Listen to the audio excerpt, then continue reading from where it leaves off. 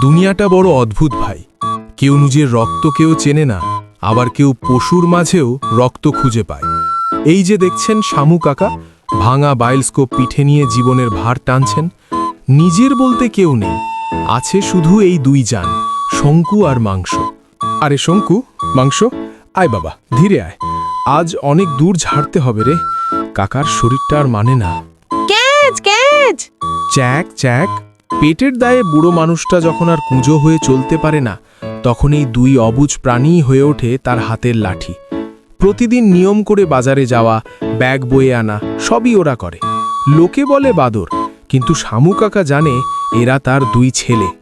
দেখলি রে, মানুষ হাসে, ঠাট্টা করে, কিন্তু তোদের মতো আপন কেউ তো আর নেই বাবা।